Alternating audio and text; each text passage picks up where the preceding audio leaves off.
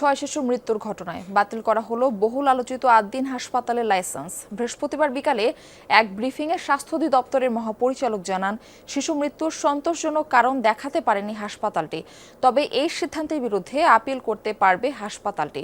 সিদ্ধান্ত অনুযায়ী ভর্তি থাকা রোগীদের দ্রুততম সময়ে সরিয়ে নেওয়ার নির্দেশ দেওয়া হয়েছে। তবে এক সংবাদ বিজ্ঞপ্তিতে আদ্দিন হাসপাতাল কর্তৃপক্ষ আপিলের চূড়ান্ত সিদ্ধান্ত নেওয়ার আগ পর্যন্ত রোগীদের স্বার্থে হাসপাতালের নিয়মিত কার্যক্রম চালু রাখার সুযোগ দিতে সরকারের প্রতি অনুরোধ জানিয়েছেন। 6 শিশুর মৃত্যুর ঘটনার ব্যাখ্যায় সন্তুষ্ট নয় সরকার। বাতিল হতে পারে আদ্দিন হাসপাতালের লাইসেন্স, এমন আলোচনা চলছিল আগের দিন থেকেই। এর মধ্যেই বৃহস্পতিবার সকাল থেকেই হাসপাতালটির 3টি প্রবেশপথে মোতায়েন করা হয় বিপুল সংখ্যক পুলিশ। উদ্বেগ ছড়িয়ে পড়ে ভর্তি থাকা রোগীদের মাঝেও। বেলা 3টায় এ নিয়ে বৈঠকে বসে স্বাস্থ্য অধিদপ্তর। চিকিৎসা অবহেলা আর সরকার গঠিত তদন্ত কমিটির প্রতিবেদন অনুযায়ী সিদ্ধান্ত হয় হাসপাতালটির লাইসেন্স বাতিলের। তবে আইন অনুযায়ী 30 দিনের মধ্যে আপিলের সুযোগ থাকছে। প্রতিষ্ঠান কর্তৃক কারণ দর্শানোর পরিপ্রেক্ষিতে যে ব্যাখ্যা প্রদান করেছে সেটি সন্তোষজনক না হয় এই সিদ্ধান্ত। হাসপাতালের লাইসেন্সটি বাতিল হয়েছে।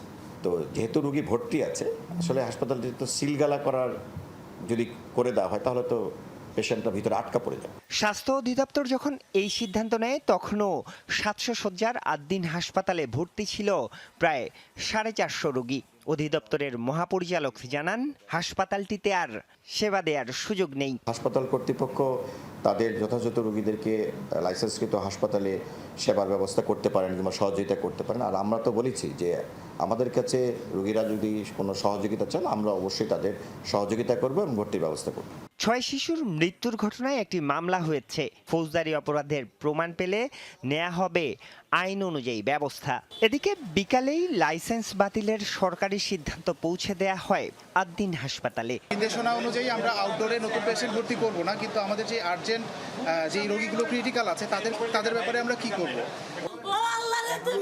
27 মে ঈদের ঠিক আগের দিন সকালে হাসপাতালটির পোস্ট ডেলিভারি ওয়ার্ডে ছটফট করতে করতে একে একে মারা যায় 6 নবজাতক।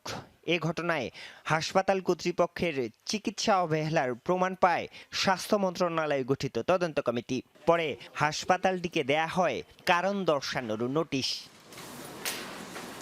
আরিফুর রহমান সবুজ, যমুনা নিউজ, ঢাকা।